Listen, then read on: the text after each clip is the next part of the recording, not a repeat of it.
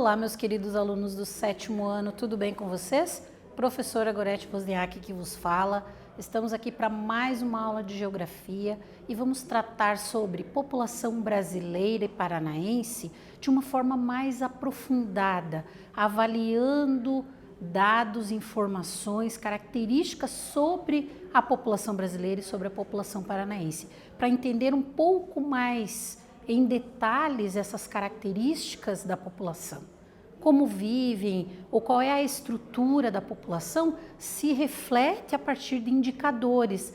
Então vamos entender, analisando mapas e informações, como esses indicadores podem mostrar qual é a realidade ou quais são as características principais ou quais são as médias, de determinadas características da população do Brasil e do Paraná. Extremamente importante aprofundar o conhecimento sobre a população brasileira para que isso nos ajude a entender os diversos aspectos e as diferenças, por exemplo, de uma região para outra do Brasil. Então, assunto bem importante, vamos lá comigo para o nosso objetivo. Identificar características específicas da população brasileira quanto aos dados estatísticos e socioeconômicos, com o intuito de melhor compreender as diferenças populacionais existentes no Brasil. Então é isso que nós pensamos. O Brasil não é todo igual em termos de características de população. Existem diferenças, mas é necessário identificar as características que são mais específicas da população do Brasil e aí conseguir estabelecer diferenças entre uma parte e outra do território brasileiro. Por que há essa diferença entre uma região e outra do Brasil? Quando a gente pega um dado do Brasil como um todo, a gente tem uma média. Quando você estuda cada uma das regiões ou por regiões, você vai ter outras médias diferentes. Então, o entendimento nesse sentido também é bem importante, por isso identificar essas características. E aí eu pergunto ali para vocês um fator bem importante para entender a estrutura da população. Você sabe o que são pirâmides etárias? Já ouviu falar? Tem ideia do que significa essa palavrinha ali, pirâmide etária? Está relacionado a quê? Como fazemos para analisar, para uma análise de dados de desenvolvimento da população? Como que eu analiso os dados para entender o desenvolvimento da população? Que características que eu levo em conta? O que é necessário compreender para verificar se aquela população tem um elevado ou não elevado desenvolvimento? Então, extremamente importante pensar em tudo isso. E começando ali pela primeira pergunta, sobre as pirâmides etárias, então vamos entender o que significa isso. Primeira coisa, a pirâmide etária ela é um gráfico, certo? É um gráfico de barras ali, que vai mostrar para nós informações sobre a estrutura da população. Então, como a gente divide esse gráfico? Divide ele em três partes, A parte aqui de baixo, aqui inferior, a gente chama de base. Depois, o centro do gráfico é o corpo e o topo do gráfico a gente chama de ápice. A pirâmide etária, então, ou as pirâmides etárias, são gráficos que analisam a população de um determinado local segundo as faixas etárias e por sexo, homens ou mulheres. Então, a gente tem duas divisões ali para a estrutura da população, para o estudo da estrutura da população a partir das pirâmides etárias, que é dividido em homens e mulheres e dividido por faixas etárias ou faixas de idades. Pirâmide etária ou pirâmide de idades é o que nós temos ali. E fatores que influenciam as taxas de natalidade, as taxas de mortalidade, por exemplo, a expectativa de vida são fatores importantes que vão influenciar na estrutura da população. E como é mostrada essa estrutura da população? Através do gráfico chamado pirâmide etária. Esse exemplo que nós trouxemos aqui é da pirâmide etária do Brasil de 2012, que é esse tom aqui que está um pouco mais claro, um verde um pouco mais claro, e 2019, que é esse verde mais escuro. Então, ela está mostrando ali o que mudou na população brasileira ao longo desse período, de 2012 para 2019. Que características nós temos ali de mudanças nesse sentido, certo? A base da pirâmide aqui é formada por pessoas jovens, né? Então, influenciadas aqui pelas taxas de natalidade. Quantas pessoas nascem naquele local em um determinado período. Quanto maior for o número de nascimentos, mais largas vão ser as bases das pirâmides, né? Então, as taxas de natalidade elevadas, nós vamos ter pirâmides com bases largas. Aí a gente vai poder observar aqui que existem diferenças. Se eu pegar 2012 aqui na primeira faixa etária, que é de 0 a 4 anos, eu vou ter ali uma quantidade de pessoas nessa faixa de idade maior. Se eu pegar a mesma faixa etária no período de 2019, vejam que ela diminui um pouco ali. Tanto o nascimento de homens quanto o nascimento de mulheres diminui de 2012 para 2019. Ou seja, as taxas de natalidade são menores do período de 2012 para 2019. Então, eu estou estudando a estrutura da população. O corpo aqui, que é a população em idade adulta, né?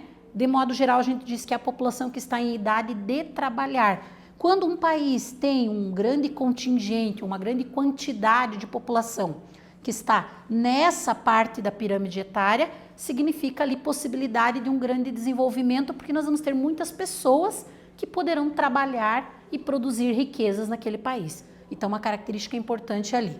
E o ápice que representa os idosos, né? As pessoas idosas. Então, quanto maior for a expectativa de vida da população de um lugar, mais largo vai ser o ápice da pirâmide. Quanto mais as pessoas vivem, né? Mais nós vamos ter aqui um número elevado e, portanto, essa pirâmide vai ser mais larga ali, o seu topo vai ser mais largo. Então, é um gráfico bem importante para entender a estrutura da população, certo? Aí nós temos uma análise. O que eu posso analisar dessa pirâmide ali? A pirâmide que nós vimos ali acima anteriormente mostra o envelhecimento, que o envelhecimento da população aumentou em 2019 se comparado com 2012. Então, eu tenho mais pessoas idosas em 2019. Essa mudança pode ser observada pela menor porcentagem encontrada em 2019 nos grupos mais jovens. A gente viu também que a base da pirâmide ali ficou mais estreita, né? De 2012 para 2019. Ao mesmo tempo que houve um aumento, né? Nos grupos de idade que ficam no topo, que são as pessoas idosas. Então, teve uma mudança de características ali que pode ser observada no gráfico, certo? A população acima de 30 anos, segundo o nosso gráfico ali, também registrou um crescimento, né, em 2019, tendo ali algumas estimativas, né, que em 2012 era de 52%, em 2019 57%, então teve um aumento. Ou seja, os jovens vão ficando adultos. E se eu tenho taxas de natalidade menores, então eu vou ter uma diminuição dos mais jovens e um aumento da população adulta, certo? Os grupos ali de 30 a 39 anos correspondiam a 15,8% da população residente. Outro exemplo da nossa análise ali da população de 40 até 49 anos, né? Que era de 13,8, de 50 a 59 anos de 12,4, segundo as informações ali do nosso gráfico, e de 60 a 64 de 4,9. A parcela de pessoas com 65 anos ou mais idade representava 10,8% da população. Então aqui, a expectativa de vida lá em 1940 era de 45,5 anos. Isso mudou, por isso que a gente tem uma mudança na estrutura da população e que o gráfico da pirâmide vai mostrar essa mudança para nós também, certo? Outro fator importante da gente aprofundar o conhecimento é sobre como está distribuída a população, considerando a área urbana e a área rural. Segundo os dados ali da PNAD, né, que é a Pesquisa Nacional por Amostra de Domicílio, a maior parte da população brasileira vive em áreas urbanas ali, 84,72% da população. E em áreas rurais vive 15,28% da população. Aí o mapa vai trazer para nós essas informações e mostrando ali as diferenças entre algumas regiões, né? O Sudeste é o que tem mais pessoas vivendo em áreas urbanas ali, certo? Então, 93% da população aqui da região Sudeste vive em áreas urbanas. Os grandes centros urbanos estão concentrados nessa área e isso é um fator que vai refletir essa característica. O Nordeste tem 26,88% da população vivendo em áreas rurais. Então, o Nordeste é a região que apresenta a menor população ali vivendo em áreas urbanas, né, comparado com outras regiões. Claro que é um número elevado, também 73%, mas se eu comparar com outras regiões do Brasil, ele é o que apresenta a menor quantidade e a maior quantidade de pessoas vivendo nas áreas rurais. Então, um gráfico importante para entender. Outra forma de aprofundar os nossos conhecimentos ali, em relação ao rendimento da população. Essa tabela, que é outra maneira de análise, então nós vimos gráfico, mapas, tabelas, são formas de analisar esses indicadores da população. Mostra aqui o rendimento, né, dos 50% da população com menor rendimento. Então, o que nós temos no Brasil? De 2012 para 2019, uma renda que era em média de 815, né, dos 50% da população que tem menor rendimento, e 2019 ela passa para 850, teve um aumento ali, né, que é muito pequeno, mas observa-se um aumento. E aí a gente pode observar nas diferentes regiões do Brasil as diferenças dos rendimentos médios da população ali com 50% que recebe menos, né, com os menores rendimentos. A região sul é que apresenta aqui os maiores valores, né, desses rendimentos, tanto de 2012, 14, 18 e 2019, a região sul apresenta essas características ali em termos de rendimento da população, certo? E aí o que nós vamos ter ali? Constatou-se que metade dos brasileiros que tiveram menores rendimentos recebeu em média 850. Então, uma análise, como eu posso analisar as informações daquela tabela? Por outro lado, as pessoas que fazem parte de 1% da população obteve rendimentos maiores ali, que tem rendimentos maiores, receberam em média R$ 28.659, ou seja, 34 vezes o valor da renda dos que recebem menos.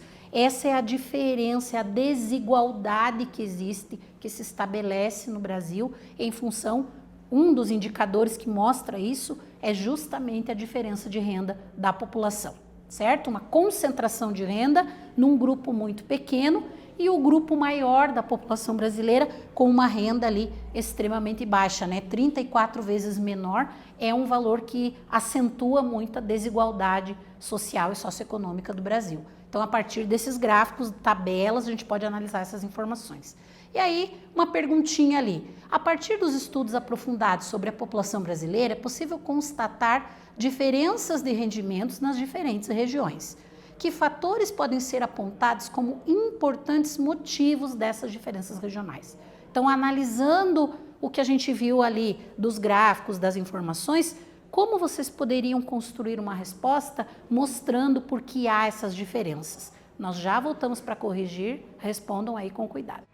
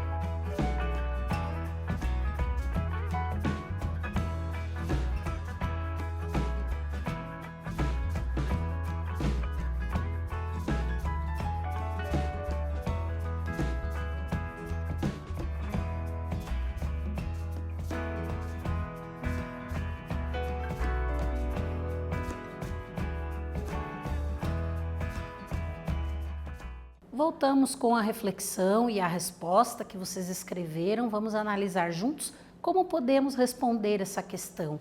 Análise dessas diferenças que existem de uma região para outra do Brasil, quando consideramos a ideia de renda ou de qualidade da população relacionado a quanto essa população ganha, qual é o rendimento médio dessa população. E aí a resposta que nós temos ali: as diferenças de atividades econômicas que atraíram população de uma região para outra. Isso é um fator que vai fazer com que existam desigualdades, porque algumas áreas têm uma concentração maior de atividades econômicas, oferecem emprego e oferecem uma renda maior para quem ocupa essas áreas, né? E a desigualdade na distribuição de renda afeta diretamente a qualidade de vida e o acesso a produtos e serviços. Há uma diferença muito grande na renda, portanto, algumas pessoas vão ter acesso a muitos serviços, vão ter uma qualidade de vida mais acentuada, não que esteja somente ligado à questão da renda, mas a renda é um fator importante para diminuir, né, ali as dificuldades ou a falta de acesso a produtos e serviços. Então isso vai se refletir de forma que pessoas que têm mais renda conseguem um acesso maior. Pessoas que têm menor renda vão ter maior dificuldade de acesso a uma moradia adequada, a produtos e serviços que gostariam de consumir, por exemplo. Então, essa desigualdade se acentua quando você tem uma diferença de renda muito grande na população. E aí vamos falar um pouquinho da população paranaense, aprofundar um pouco os conhecimentos sobre a população do Paraná. De acordo com a projeção da população ali de 2018, o estudo divulgado pelo Instituto, segundo a notícia trazida aqui como exemplo para nós, o Paraná tem 11,35 milhões de habitantes, né? Segundo ali os dados de 2018. Desses, 1,13 milhões são idosos acima de 65 anos, que equivale a 9,92% da população. O contingente de crianças de até 14 anos é de 2,31 milhões de pessoas, que corresponde a 20% da população. É um número bem significativo se a gente considerar somar idosos e crianças, né, para o contingente populacional total do estado do Paraná. Então, um dado importante para ser analisado ali. E que características nós podemos considerar dessa estrutura da população do Paraná? Crescerá até 2046 ali numa taxa de 0,1. Então, existe um crescimento da população, mas ele não é muito grande, ele não é muito acentuado, o que é uma característica não só do Paraná, mas do Brasil, em média, né, no geral. Depois disso, o que a análise diz para nós ali? Que vai cair progressivamente ali, reduzindo esse crescimento populacional cada vez mais, né? Crescimentos ali da população muito baixos, né? No ápice ali em 2046, nós vamos ter em torno de 12,5 milhões de habitantes. Já em 2060, se eu não tenho um crescimento ali da população, se as taxas de natalidade caem, as análises dizem que isso vai cair também, a população começa a diminuir, certo? Então, o estado será também um daqueles, né, em que as mulheres se tornam mães mais tarde, né? E aí isso também se reflete no crescimento da população, a taxa de fecundidade, o número de filhos por mulher e quando as mulheres vão ter filhos, são fatores que vão influenciar nessa estrutura da população, tá? Hoje a taxa de fecundidade total é de 1,8 filhos por mulher, mas a tendência é que isso se reduza, né? Em 2060 ali nós vamos ter 27,03% da população acima dos 65 anos. Então, essas características aqui vão influenciar na estrutura da população do Paraná. São mudanças que vão acontecer segundo as análises ali. A expectativa de vida do paranaense passa ali para 77,6 anos, é outro fator importante quando a gente pensa em expectativa de vida, certo? Hoje ali nós temos, então, entre as mulheres uma expectativa de vida maior, de 81,1 anos, né? E os homens de 74,2. Quer dizer, os homens, pelos estudos, é mostrado que eles vivem menos do que as mulheres e se aumenta a expectativa de vida das mulheres também, vai aumentar aqui na mesma proporção, certo? Aí nós temos alguns mapas, só para ilustrar um pouquinho essa ideia de estudo da população. A densidade demográfica, aqui no Paraná nós vamos ter algumas áreas concentradas aqui de população, Curitiba e região metropolitana, ali o norte central e o oeste é onde nós temos a maior concentração de população. Aqui nós temos uma análise sobre o IDH, então trouxe alguns mapas para mostrar isso. Em 1991, a maior parte dos municípios apresentavam IDH muito baixo, né? Poucas áreas tinham ali IDH médio, não tinha nenhuma com IDH alto ou muito alto. Quando nós pegamos os anos 2000, nós já temos uma mudança significativa nisso, ou seja, a qualidade de vida, o acesso a serviços, a educação vai mudando esse cenário. Então, algumas áreas ali já vão ter, que era baixo, vão ter médio, né? E aqui nós vamos ter em 2010, então, uma mudança bem significativa com algumas áreas ali apresentando um IDH muito alto e a grande maioria ali está entre médio e alto no estado do Paraná. Reflete bem essa ideia de melhorar as condições de vida da população. Perguntinha para vocês responderem. A partir dos estudos sobre o Paraná, como podemos descrever as condições de desenvolvimento humano do nosso estado entre 91 e 2010? E que motivos podem justificar essas mudanças? Então, pensem aí com cuidado, analisem e respondam e nós já voltamos para corrigir.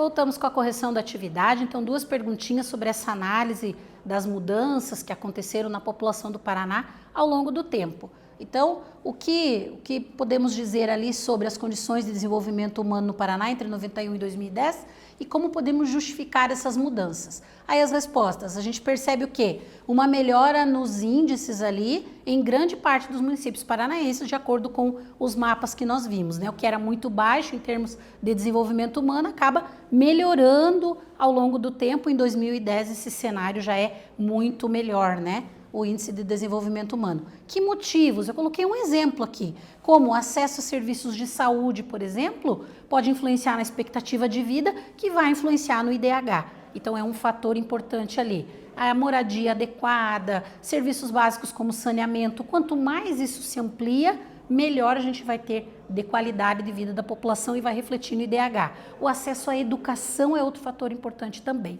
Então são características ali que justificam essas mudanças no estado do Paraná. Aí, pensando nesse aprofundamento, estudamos um pouco mais sobre a estrutura da população do Paraná e do Brasil. Espero que vocês tenham entendido mais a respeito, que tenham entendido a análise dos gráficos, das tabelas, para a compreensão das informações sobre a população. Voltamos numa próxima aula com mais geografia. Um abraço a todos.